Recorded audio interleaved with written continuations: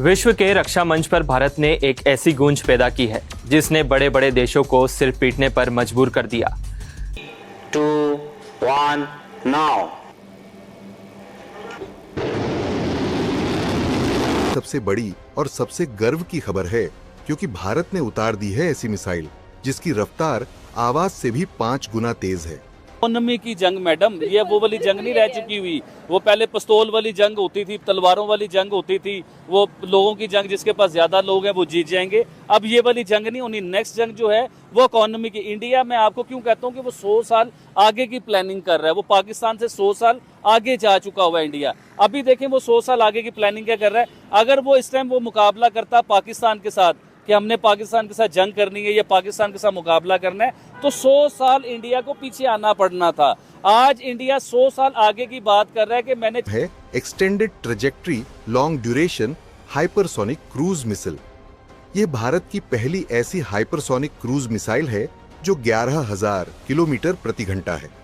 घंटे की रफ्तार से दुश्मन को मार गिरा सकती है, यानी आवाज की गति से 5 से 6 गुना तेज, यानी मैक 5 से ऊपर। सिर्फ 1 सेकंड में 3 किलोमीटर का सफर तय करने की क्षमता। इतनी तेज पैलेस्टीनियंस के पास बम नहीं है, हमारे पास बम भी है, कुव्वत है लड़ने के लिए। लड़ भी चाहते हैं हम, लड़ने भी चाहते हैं हम, हथियार भी है, तो हम किस चीज के लिए डर रहे हैं भाई। कि जब तक दुश्मन के रडार इस मिसाइल को पकड़े तब तक ये अपना काम कर चुकी होती है। वन वॉर, न्यूक्लियर वॉर, वो एक ही तरीका है जिसमें हम इंश्योर कर सकते हैं। ऐसे मौके के लिए हमने न्यूक्लियर वेपन्स रखा है, तो इंश्योर। अब तक मामला संभलने के बजाय उलझते जा रहे हैं। एक इंडियन अवाम से ये पूछना चाहूंगा कि कभी आप सोच सकते थे कि इंडिया के किसी वजीर आजम की पाकिस्तान के सड़कों पे खड़े होकर तारीफ हो रही होगी? किस बेस पे हो रही होगी? कि उसने कोई काम किए, अपने लोगों के लिए काम किए, आपको इज्जतदार उसने बनाया है। बात खुल के करूंगा तो फिर आपकी और मेरी पकड़ होने लग जाएगी। मैं तो चाहती विश्व को भारत की ओर टकटकी लगाकर देखने को मजबूर कर दिया। डीआरडीओ और भारतीय सेना की इस उपलब्धि के लिए दिल से प्रशंसा की जानी चाहिए। जैसा कि किसी शायर ने कहा, तारीफ करूं क्या उसकी जिसने तुझे बनाया।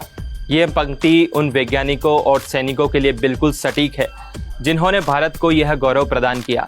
भारत के शस्त्रों का नाम पंच तत्वों आकाश, पृथ्वी, अग्नि से प्रेरित है, तो वहीं ब्रह्मांड के नाम पर रखा गया ब्रह्मास्त्र तो जैसे साक्षात देवताओं की शक्ति का प्रतीक है।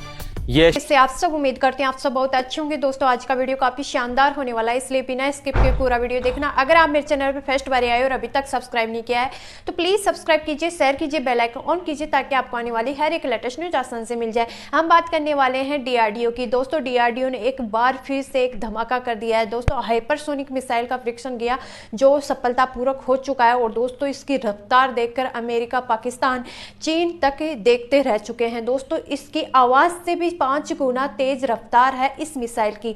दोस्तों क्या 11 किलोमीटर प्रति घंटा की रफ्तार से ये मिसाइल चलती है। तो दोस्तों आज का वीडियो काफी लाजवाब होने वाला है, बिना स्किप के पूरा वीडियो देखना। बढ़ते हैं extended trajectory long duration hypersonic cruise missile. ये भारत की पहली ऐसी हाइपरसोनिक क्रूज मिसाइल है जो 11,000 किलोमीटर प्रति घंटा है। घंटे की रफ्तार से दुश्मन को मार गिरा सकती है, यानी आवाज की गति से 5 से 6 गुना तेज, यानी मैक 5 से ऊपर। सिर्फ 1 सेकंड में 3 किलोमीटर का सफर तय करने की क्षमता। इतनी तेज कि जब तक दुश्मन के रडार इस मिसाइल को पकड़े तब तक ये अपना काम कर चुकी होती है। रेंज इसकी करीब 1500 किलोमीटर, यानी पाकिस्तान के क्वेटा से लेकर चीन के भीतर तक इसका कहर जा सकता है। चीन के एयर डिफेंस सिस्टम AS-400 या HQ-9 किसी भी हाइपरसोनिक मिसाइल को रोकने में फेल हो सकते हैं क्योंकि ये बहुत नीचे उड़ती है, यानी लो altitude flight profile.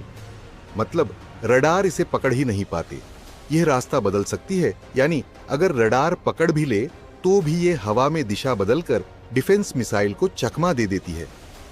Scramjet engine से जो हवा से ऑन ऑक्सीजन खींचकर ईंधन जलाने वाली तकनीक, जिससे इसे बाहरी ओ ऑक्सीजन की जरूरत नहीं।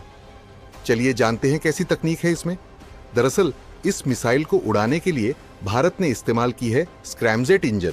दरअसल ये इंजन हवा से ओ ऑक्सीजन लेकर फ्यूल जलाता है, बिल्कुल किसी रैमजेट या जेट इंजन की तरह।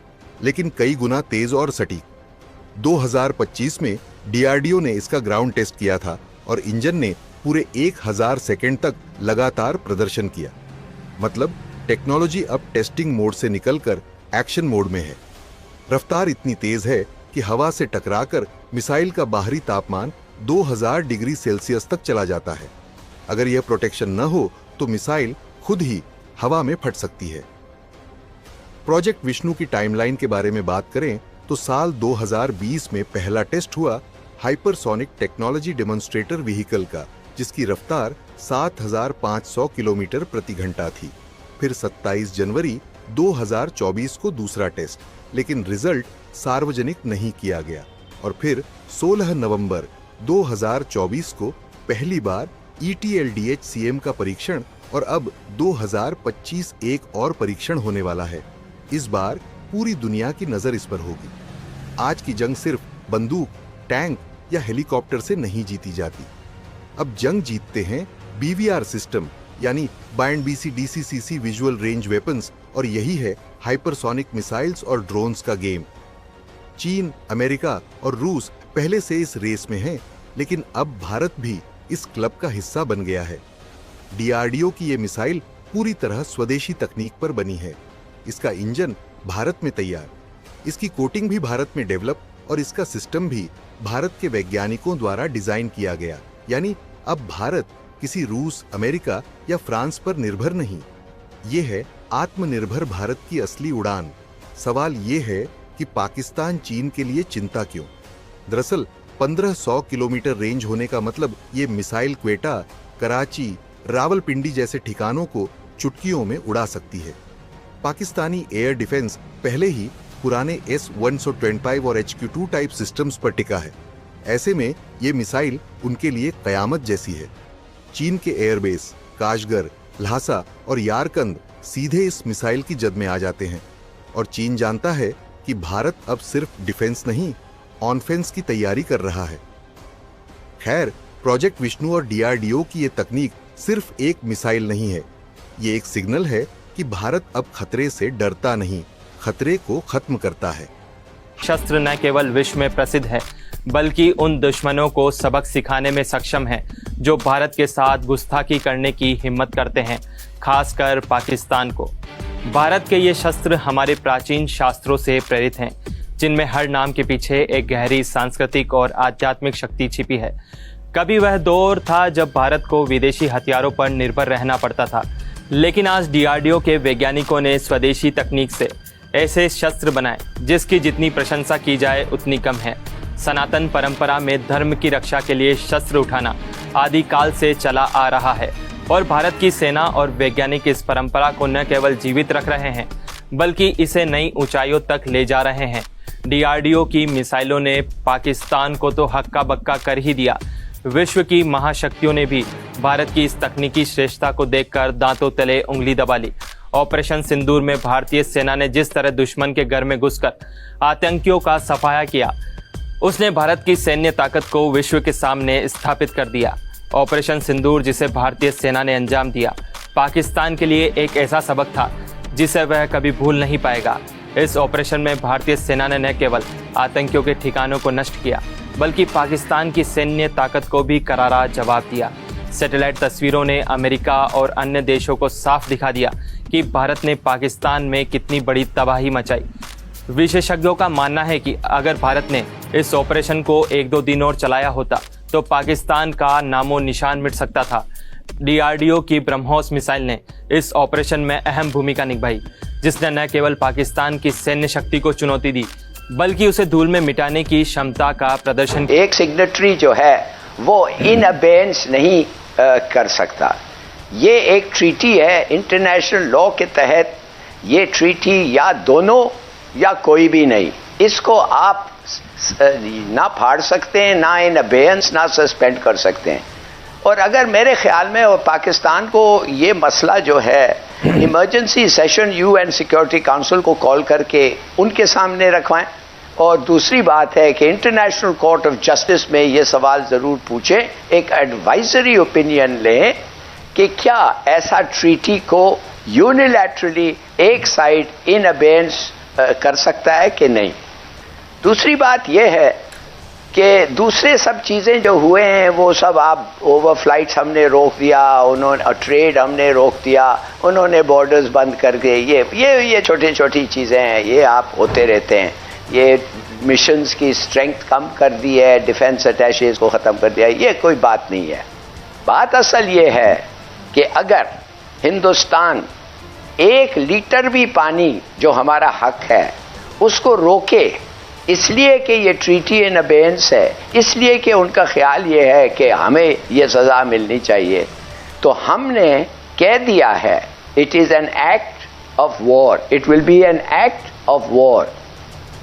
अब एक्ट ऑफ वॉर हमने कहा है कि जब इंडिया और पाकिस्तान जंग की बात करते हैं तो लिहाजा एक ही चीज है जो हमारे पास। लेकिन हलाली साहब, ये तो मुआहिदे में लिखा हुआ है कि अगर कोई खिलाफ वर्जी करेगा तो इसको एक्ट ऑफ वार करार समझा जाएगा, तस्वर किया जाएगा। और अगर इंडिया जो है वो हटदर्मी पर कायम रहता है और एक तरफा जो मुआहिदा उसने मुअत्तल किया है उस पर कायम रहता है, आज उसने पानी भी रोका है दरियाए चिनाब का 7000 क्यूसेक और झेलम का 5000 क्यूसेक। आपको मेरा ये रिएक्शन वीडियो कैसा लगा? अगर अच्छा लगा है तो प्लीज़ सब्सक्राइब कीजिए, शेयर कीजिए, बेल आइकन ऑन कीजिए ताकि आपको आने वाली हर एक लेटेस्ट न्यूज आसान से मिल जाए।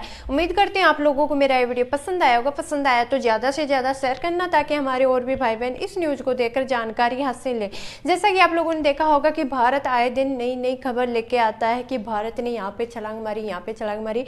आज DRDO की सबसे ज़्यादा खुश करने वाली न्यूज है कि हाइपरसोनिक मिसाइल का परीक्षण किया और सफलतापूर्वक हो चुका है। और दोस्तों, इसकी रफ्तार देखकर पूरी दुनिया हैरान है।